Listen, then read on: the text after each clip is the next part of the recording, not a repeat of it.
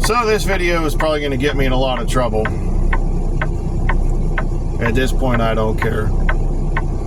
I don't care if you're a friend, family, co-worker, or if you're my boss. Is your opinion of me, I could care less. I am who I am. I do what I do. If you don't like it, don't speak to me. It's that damn simple. I know there's people I see on the regular that probably don't agree with some of the stuff I say, but guess what? And it's not one of those, I have the right under the First Amendment to say what I want, because that's a slippery slope. You can say what you want. People do have the right to dislike what you say.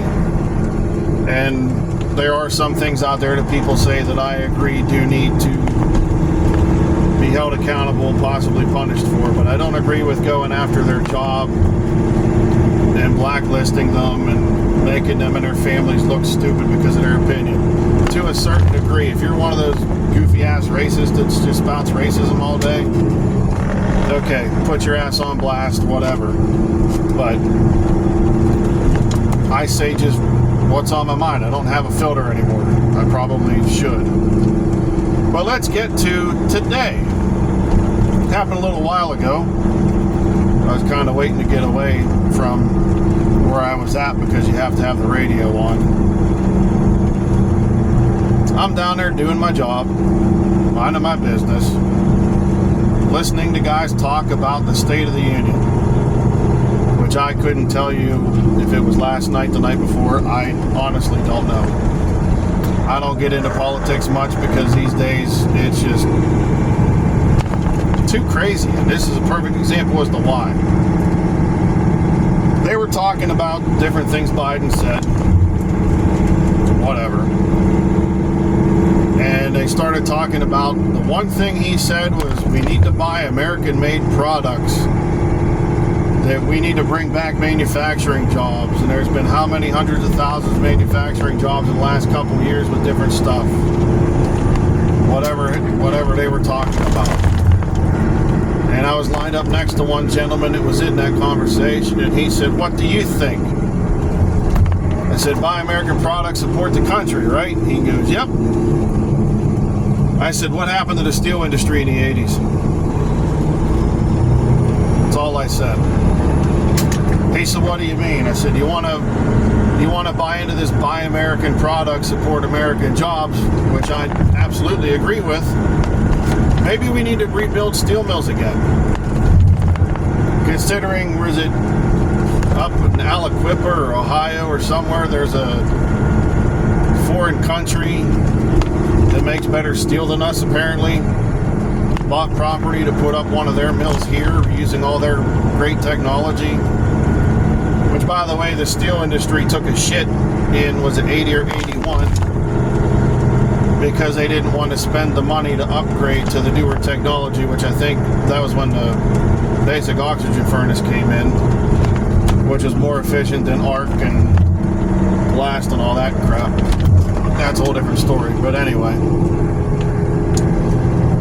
I hauled steel like 15 years ago, off and on for 4 or 5 years when I wasn't doing other stuff.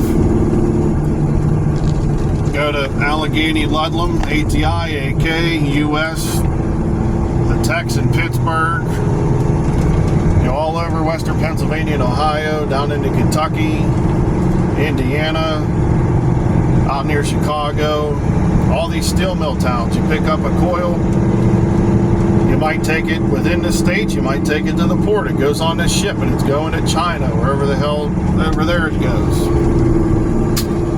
And then you take your coil off that's going overseas and you go around the other side of the port, or they reload you there, what have you, and you're picking up plate steel or beams, whatever it is, that they sent the steel over there, they finished it with their process over there, and then we got it back over here to deliver, to build stuff. Golden Gate Bridge,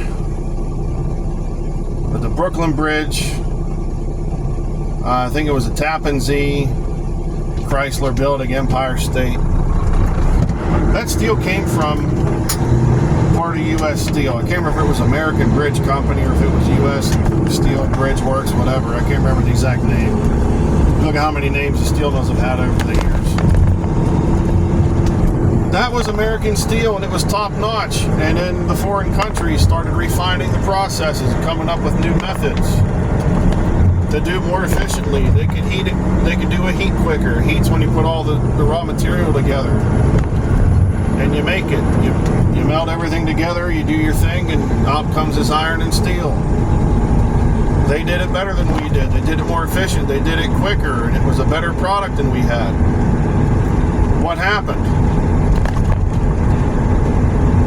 The billionaires in charge didn't want to put the money back into the company to update everything. So guess what? Steel took a shit. A little bit of it left. Look where I'm from. Look at our city, Johnstown. Gautier still does a little bit. You got Liberty Wire, which is the old wire mill. They still do steel work with wire. The rest of it's gone. You got distributors like Glosser, but they just buy it, you know, cut it, sell it. Look at all the other mill properties. I think Johnstown Specialty's still in. I don't know if they're still running or not, or what they even do anymore. Well, look at all the steel mill buildings that are still standing around Johnstown. A couple of them are scrapyard. There's an aggregate place in one of them over in Franklin. Look over by where I'm at. Gapvax has their truck building in there. JWF bought a bunch of it up. Johnstown Hydraulics, I think you're in one of the old pump houses over on Iron Street.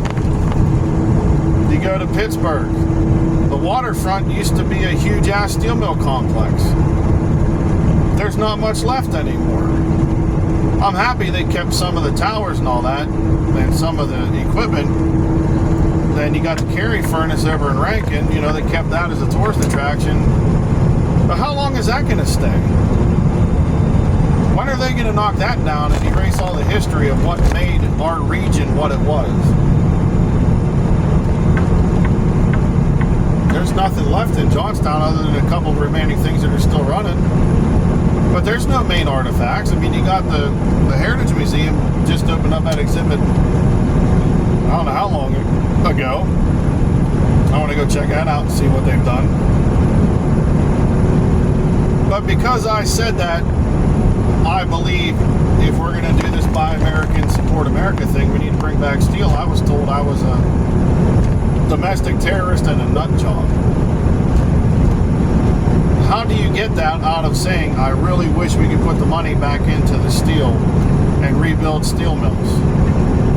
Oh, there's that one up in Sharon too, NLMK I used to haul scrap out of. There's a bunch of them. I can't remember them all. Christ, that was a long time ago. But I'm a domestic terrorist and a nut job because I said that I really wish we could bring the steel mills back, rebuild new steel mills.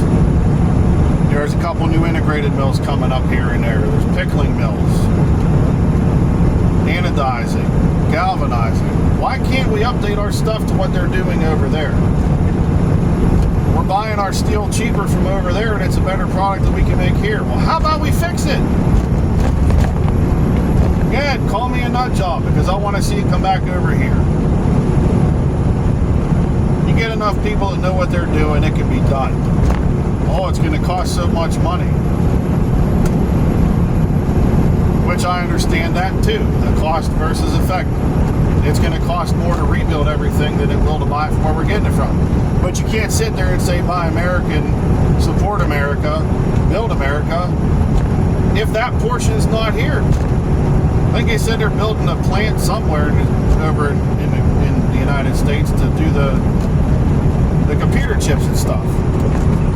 Wonderful. That is great. That's jobs. That's stability. That's one less thing we got to buy from over there. But why can't we do that with one of our biggest commodities? What do you need to build bridges, buildings, steel? They're killing coal. Kill the coal, they're still cooked to make the steel. Well, if they're still doing it over there, I mean, that's probably where all our coal's going. It's to go into their coke oven so they can do it over there. Figure it out. You want to worry about our carbon footprint here, but a country with a hell of a lot more people than us has all the industry over there. But we're the problem. It's the same as the reason that I don't like the fact that we have to be the world police. We got to go into this country and help them because they pissed off their neighbor. I don't see a lot of these countries rebuilding themselves. We're doing it for them. We've got our own problems over here. Homelessness. Let's take care of our fucking veterans. 22 a day. Does anybody know what that is? If you don't, you're a fucking idiot. And I generally mean that. If you don't know what 22 a day is, you're an idiot. We don't worry about that. Nobody's worried about fixing the VA system. People aren't getting treatment and they're killing themselves because they can't get adequate treatment. But some homeless guy comes off the street, gets all the treatment he needs. I'm all for people getting help, but don't you think the people that defend this country so we can do the things we do should get the preferential treatment over that? Because I do.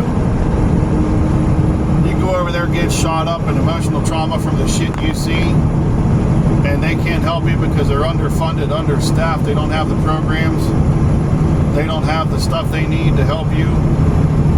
But we're going to go give out free Narcan to people that make shitty decisions. I'm off track, I'm sorry. I get like this sometimes because it just... But I'm a domestic terrorist, and because I think that the whole support America by American, I feel we should bring back the bigger industries that we lost. My opinion, you don't have to agree with it, but don't give me some little label like a pussy because you don't like my answer. I don't label you when you talk about how shitty the coal industry is, even though you're driving a coal truck. Because I don't think that's right either. If you don't agree with me, so be it. Okay, turn around, walk away. We don't have to agree. We don't need to agree. But you have to have enough respect for the guy next to you that doesn't agree with you to say, okay, that's his opinion. I respect you for having your own opinion. Nope. You're this, you're that, and you're this because you don't agree with what I say and what I think. So I make a comment about, you're a nut job.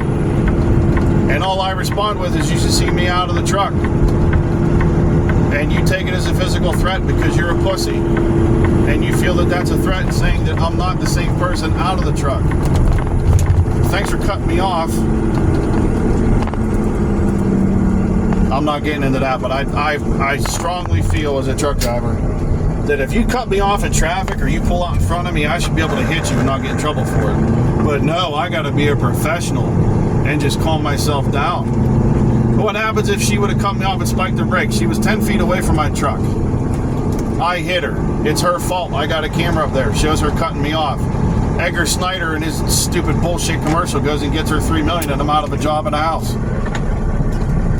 Anyway, I'm a domestic terrorist and I'm a nut job, and he's going to call the cops if I get close to him because he's a bitch. Literally because I'm merely stating that I'm not the same person out of the truck as I am in it. When I'm in my truck, I'm here to do my job. I'm not here to have a good time. I came here to make money, not friends. Sorry about your luck. And then all I say is, if you think I'm nuts now, see me out of the truck. That's not a personal threat, you puss. I'm literally just stating. When I'm at work, I'm serious about my work. When I'm at home, I'm relaxed. I can joke around. And you see that as a threat? Because you're a bitch. Oh, there's another spot. Facebook's going to throw you out again. Bye-bye. That's all I can say. So that's what happened today. And sorry about the ranting in between, but, this is why I stay away from political bullshit on the internet.